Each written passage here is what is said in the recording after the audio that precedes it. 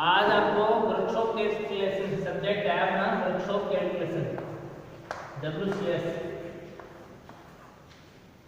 Workshop calculation में आज आपको मास वेट एंड फोर्स के बारे में पढ़ाया जाएगा। Mass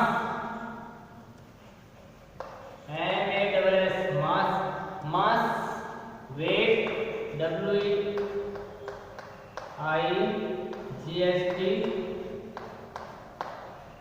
and force.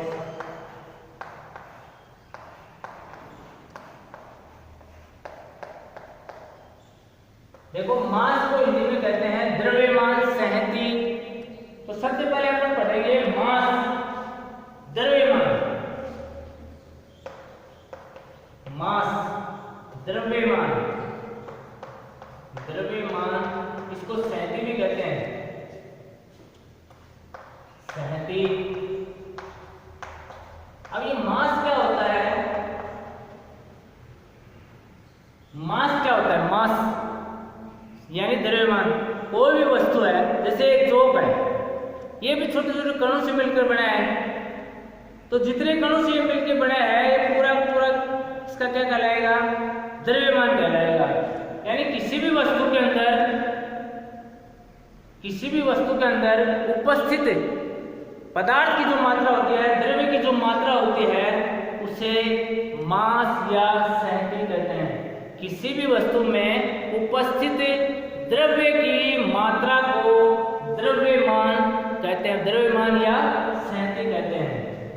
तो परिभाषा इसकी डेफिनेशन क्या हो गई? किसी भी वस्तु में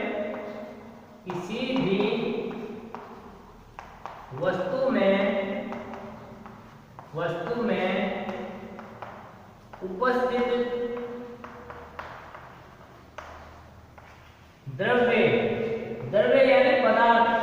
मैं क्वेश्चन में लिख देता हूं, पदार्थ। द्रव्य यानी पदार्थ।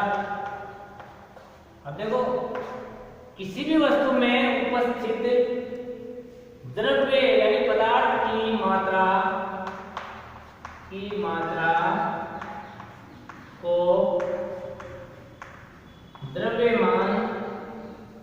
द्रव्यमान या सहती कहते हैं, सहती कहते हैं।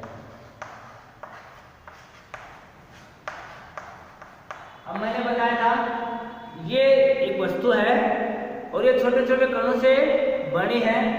तो इसके अंदर जितने भी कण हैं, विद्यमान हैं, ये पूरे पूरे क्या कहलाएंगे? द्रव्यमान कहलाएंगे। कोई भी वस्तु ले सकते हैं अपन, जैसे ये डिस्टर है, ये भी छोटे छोटे कणों से मिलकर बना है। ये एक वस्तु है और ये कणों से मिलकर बनी है। इसकी जो मात्रा है वो क्या कहलाएगी? द्रव्यमान कहलाएगी। द्रव्यमान जो होता है वो बदलता नहीं है। जैसे ये चौक है, ये जितने कणों से मिलकर बना है, चाहे इसको जमीन में रखें, जब पृथ्वी के ऊपर रखें, या इसको अंतरिक्ष में ले जाएं, या इसको चांद पर ले जाएं, तो ये इतने ही कणों का रहेगा। इसके कण कम ज्यादा नहीं होंगे। यानी द्रव्यमान है वो बदलता नहीं है, स्थिर रहता है। द्रव्यमान का मान कभी भी बदलता नहीं है। तो द्रव्यमान क्या होता है? किसी भी वस्तु में उपस्थित द्रव्य की यानी पदार्थ की मात्रा को द्रव्यमान या सहती कहते हैं। इसको m के द्वारा प्रदर्शित किया जाता है। इसके ऊपर पृथ्वी के आकर्षण का कोई प्रभाव नहीं पड़ता है। चाहे अपन पृथ्वी के केंद्र पर रहें, चाहे अंतरिक्ष में जाएं, चाहे चांद पे जाएं, कोई प्रभाव नहीं पड़ता है। मास सेम रहेगा, द्रव्यमान सेम रहता है, क्योंकि ये जितने कणों से मिलकर बना है इसमें कोई कमी बेसी नहीं होगी। द्रव्यमान बदलता नहीं है, ये स्थिर रहता है, चाहे वो कहीं भी ले जाया जाए इसको, वस्तु को। इसको प्रदर्शित करने के लिए m का प्रयोग किया जाता है। द्रव्यमान को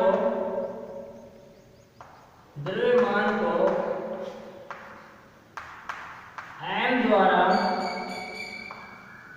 दर्शाया जाता है। प्रदर्शित किया जाता है।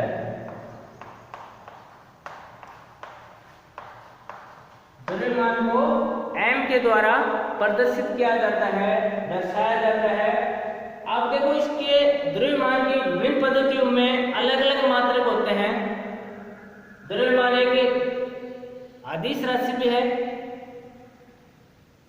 द्रव्यमान एक अदिश राशि है। अदिश राशि सदिश राशि मैंने पहले बता दी। अदिश का मतलब क्या होता है?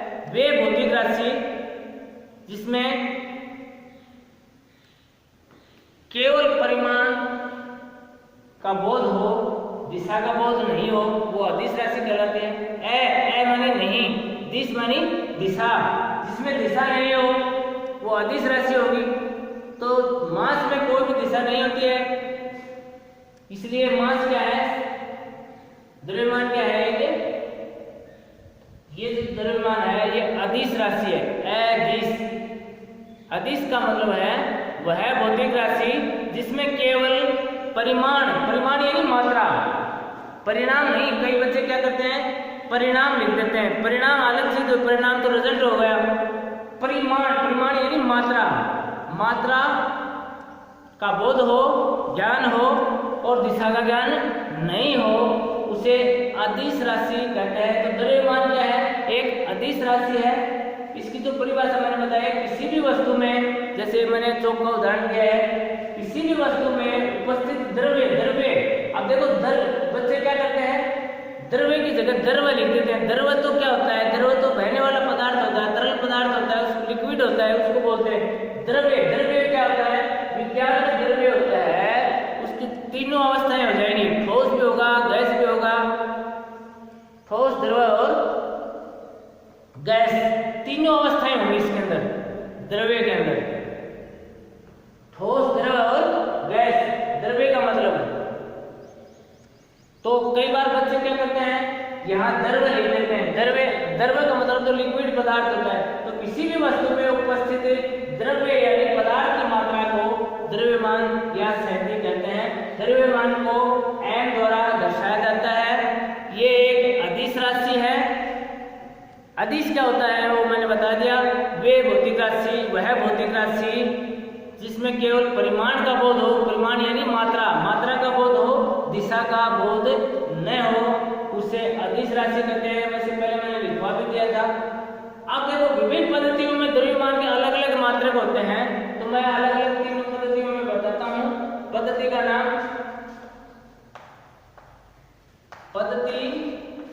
नाम और उसका मात्रक। इकाई और मात्रक एक बात है। इकाई और मात्रक एक बात है। अब देखो तीन पद्धतियां हैं, मैंने बताया था। एक हो गया सीजीएस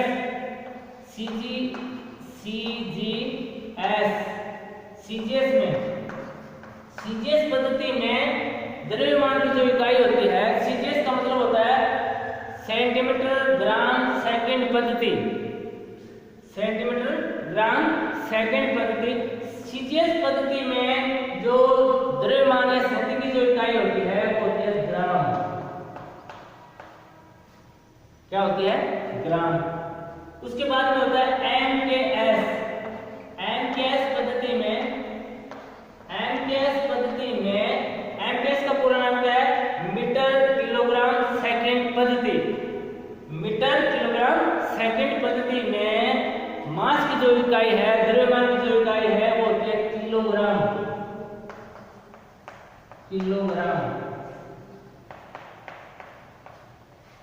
तीसरी जो पद्धति होती है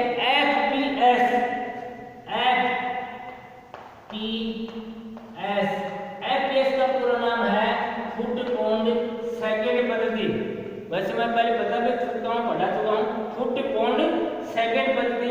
फुट पाउंड सेकंड पद्धति के अंदर जो द्रव्यमान की इकाई होती है वो होती है पाउंड। एक पाउंड के अंदर मैंने पहले बताया था, एक पाउंड में 453.6 ग्राम होते हैं। एक पाउंड को आईपीसी में प्रदर्शित करते हैं। एक पाउंड बराबर कितना होता है? 453 0.6 ग्राम। अब देखो ये एफपीएस पद्धति है, फुट पर सेकंड पद्धति। अब देखो इसमें ये जो सेकंड है ये भार के ये द्रव्यमान की मात्रा है, ग्राम, किलोग्राम, पाउंड। तो मैंने ये लिखा है ग्राम, किलोग्राम और पाउंड, ग्राम, किलोग्राम, पाउंड। तो एमकेएस पद्धति में क्या होती है इसकी इकाई, सीजीएस में क्या होती है, एफपीएस में क्या होती है। तो द्रव्यमान की मैंने तीनों इकाइयां बता दी है।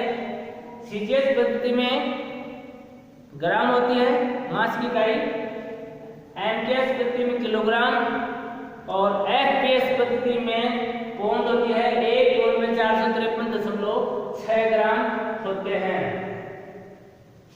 यह एक अदिश राशि है। अदिश राशि का मैंने बता दिया, वह भौतिक राशि जिसमें केवल परिमाण का बोध हो, दिशा का बोध नहीं हो, उसे अदिश राशि कहते हैं। उसके बाद में है वेट, भार। अब देखो ये द्रव्यमान का मान बदलता नहीं है, चाहे पृथ्वी के केंद्र पर हो, चाहे अंतरिक्ष में हो, चाहे चांद पे चले जाए, वस्तु तो उतने कणों की रहेगी, तो ये बदलता नहीं है। वेट होता है वो बदल जाता है। वेट, भार।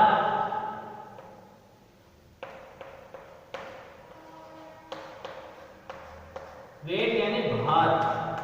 ये भार क्या है, एक प्रकार का बल है। भार क्या है, एक प्रकार का बल। तो जिस बल से पृथ्वी किसी वस्तु को अपने केंद्र की ओर आकर्षित करती है, जैसे मैं आप मान लो चौक को नीचे गिराऊंगा तो नीचे क्यों छोड़ूंगा तो नीचे जाएगा, पृथ्वी के गुरुत्वाकर्षण बल से नीचे की तरफ जाएगा। तो जिस बल से पृथ्वी किसी वस्तु को अपने केंद्र की ओर आकर्षित करती है उसे क्या कहते हैं, भार कहते हैं। उसे क्या कहते हैं, भार कहते हैं, वेट कहते हैं। अब ये देखो भार का मान स्थान स्थान पर बदलता रहता है, द्रव्यमान बदलता नहीं है। तो पृथ्वी से जैसे जैसे जितनी दूर जाएंगे, ऊपर जाएंगे, अपन भार कम होता जाता है, क्योंकि पृथ्वी का गुरुत्वाकर्षण बल होता है वो जो अपन पृथ्वी से ऊपर जाएंगे कम होता जाएगा, तो भार कम हो जाएगा। चांद के ऊपर क्या होता है, जो भार होता है, एक आदमी यहाँ 60 किलो का है पृथ्वी के, और चांद पर जब जाएंगे तो उसका वेट 1/6 रह जाएगा।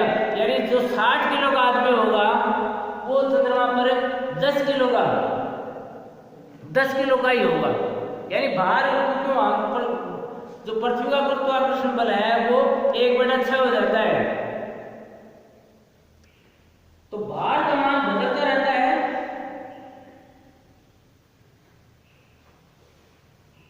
तो पृथ्वी के केंद्र से जैसे जैसे अपन दूरी पर जाते हैं क्या होता है, भार कम होता जाता है। भार की परिभाषा मैंने बता दी, जिस बल से पृथ्वी किसी वस्तु को अपने केंद्र की ओर आकर्षित करती है उसे भार कहते हैं। जिस बल से वह बल या जिस बल से पृथ्वी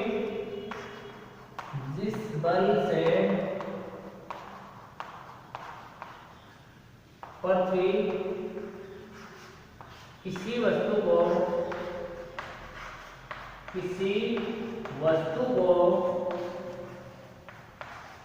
अपने केंद्र की ओर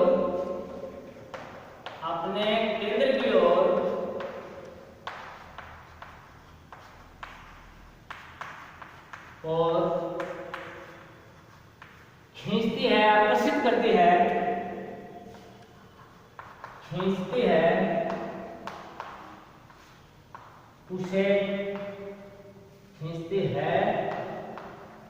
उसे भार कहते हैं, वेट कहते हैं। जिस बल से पृथ्वी किसी वस्तु को अपने केंद्र की ओर खींचती है, आकर्षित करती है, उसे भार कहते हैं। अब ये भार का मान स्थान स्थान पर बदलता रहता है। मैंने अभी बताया था, जैसे जैसे हम ऊपर जाएंगे भार कम होता जाता है। और चंद्रमा पर ये क्या होता है, एक वस्तु का 1/6 भाग हो जाता है। भार को हम W से प्रदर्शित करते हैं। भार को W द्वारा दर्शाया जाता है। भार को W द्वारा दर्शाया जाता है। अब ये भार मैंने बताया था एक प्रकार का बल है। भार क्या है? एक प्रकार का बल है। तो W बराबर क्या हो जाएगा? mg। W बराबर क्या हो जाएगा? mg। F बराबर भी mg होता है, तो W बराबर भी mg। m क्या है? द्रव्यमान। m क्या है? द्रव्यमान। m बराबर क्या है? द्रव्यमान। अब इसकी इकाई मैंने बताई थी आपको g। g क्या है? गुरुत्वीय त्वरण। गुरुत्वीय त्वरण। गुरुत्वीय त्वरण। अब g का मान कितना होता है? देखो, गुरुत्वीय त्वरण, त्वरण पढ़ाया था मैंने, वेग में परिवर्तन का दर को क्या कहते हैं? त्वरण कहते हैं। अब ये गुरुत्वीय त्वरण है,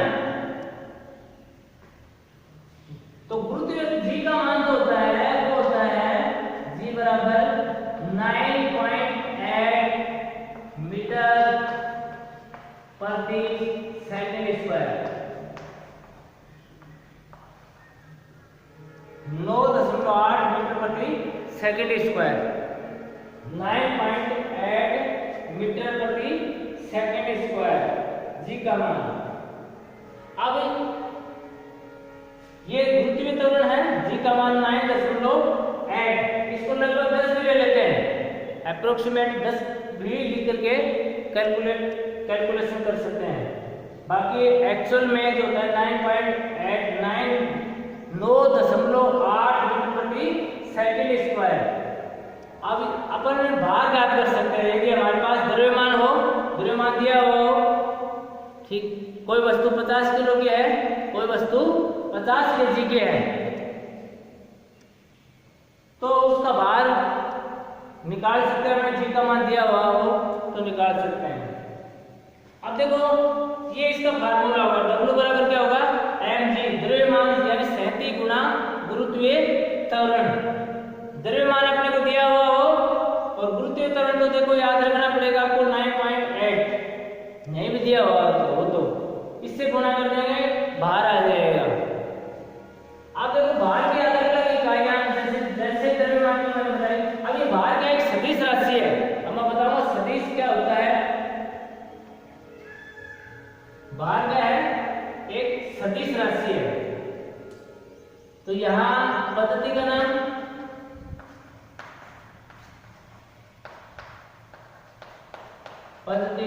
और इसकी इकाई क्या क्या इकाई होगी। अब देखो, सीजीएस पद्धति सबसे पहले क्या है?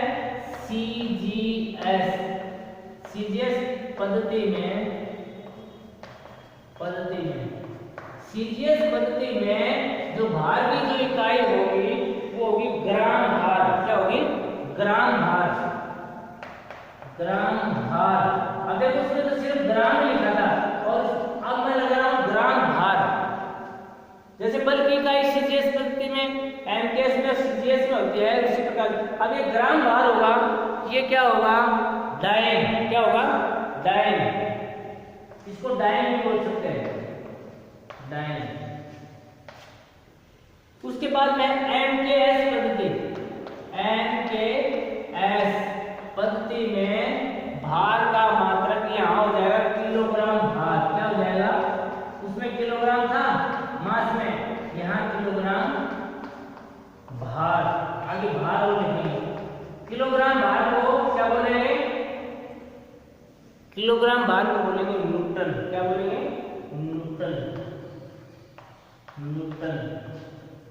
एमकेएस पद्धति में भार की इकाई न्यूटन भी होती है, सीजीएस पद्धति में भार की इकाई डायन, और एफकेएस पद्धति में पौंड भार।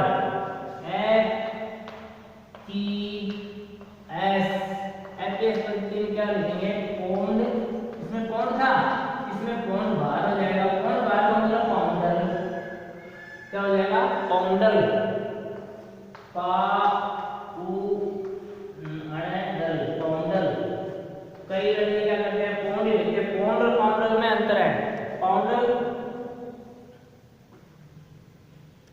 ये बल की इकाई है, बल या भार की इकाई है। पौंड, पौंड क्या है? पौंड तो FPS प्रति में द्रव्यमान की इकाई है। ये जो भार होता है एक सदिश राशि है। अभी देखो मैंने वेट के बारे में बताया। वेट क्या होता है? पृथ्वी जिस बल से किसी वस्तु को अपने केंद्र की ओर आकर्षित करती है उसे भार कहते हैं। भार को W द्वारा प्रदर्शित किया जाता है। भार W बराबर क्या होता है? द्रव्यमान गुना गुरुत्वीय त्वरण। द्रव्यमान गुना गुरुत्वीय त्वरण। भार की जो इकाइयां होती हैं वो CGS में ग्राम भार यानी डाइन, MKS प्रति में किलोग्राम भार यानी न्यूटन और FPS प्रति में पौंड भार यानी पाउंडल। ये एक सदिश राशि है। सदिश राशि क्या होती है? अभी मैंने बताया था अदिश क्या होती है? वह भौतिक राशि जिसमें केवल परिमाण का बोध होता है, दिशा का बोध नहीं होता है, उसे अदिश कहते हैं। सदिश किसको कहते हैं? मैं दोनों की परिभाषाएं लिख देता हूं। एक तो होता है वेक्टर क्वांटिटी और दूसरा होता है स्केलर क्वांटिटी। सदिश और अदिश।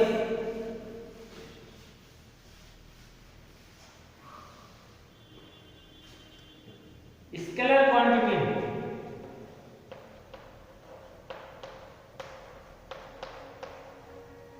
Scalar quantity.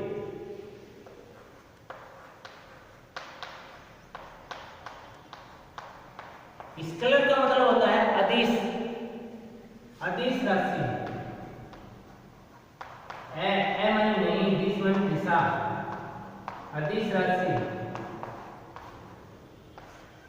अदिश राशि वह भौतिक राशि जिसमें केवल परिमाण का बोध होता है, दिशा का बोध नहीं होता है।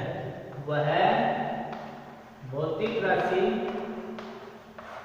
भौतिक राशि जिसमें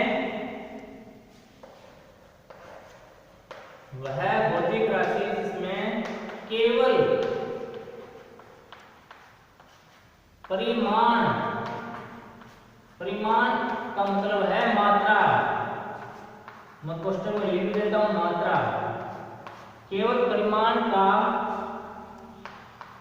बोध हो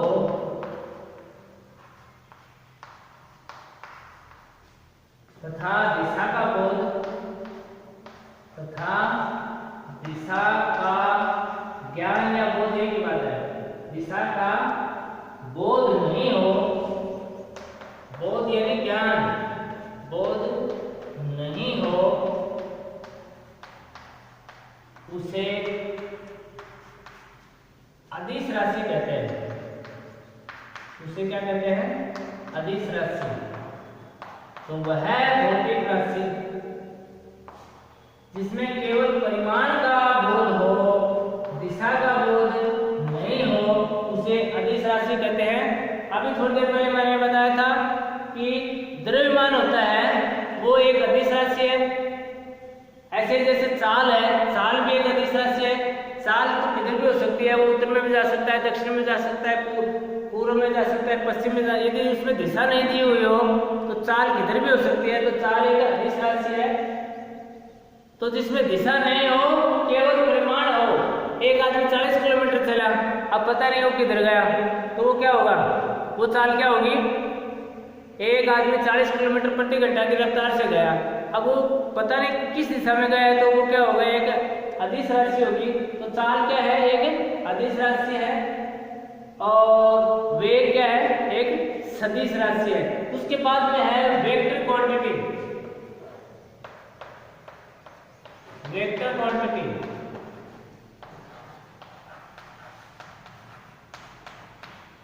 वेक्टर क्वांटिटी, वेक्टर यानी सदिश राशि, सदिश राशि वह भौतिक राशि जिसमें परिमाण के साथ साथ दिशा का भी ज्ञान हो उसे सदिश राशि कहते हैं। वह भौतिक राशि, वह भौतिक राशि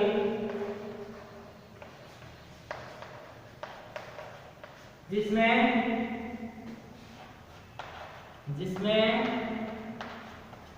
परिमाण के साथ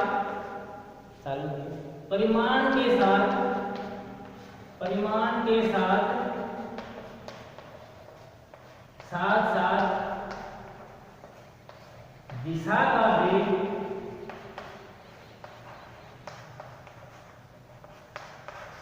बोध हो, ज्ञान हो, उसे सदिश राशि कहते हैं। जैसे कि अभी मैंने बताया था, भार क्या है? एक सदिश राशि। वेग क्या है? एक सदिश राशि। बल क्या है? एक सदिश राशि। बल क्या है? एक सदिश राशि है। तो इस प्रकार से देखो, मैंने अभी तक द्रव्यमान और भार पढ़ा है। अब इन दोनों में आपस में अंतर क्या क्या है वो मैं बताऊंगा। देखो, एक अंतर तो इनकी परिभाषा का हो गया। द्रव्यमान क्या हो गया? द्रव्यमान किसी वस्तु में उपस्थित द्रव्य की मात्रा को द्रव्यमान कहते हैं। भार की परिभाषा क्या होगी? पृथ्वी जिस बल से किसी वस्तु को अपने केंद्र की ओर आकर्षित करती है उसे भार कहते हैं।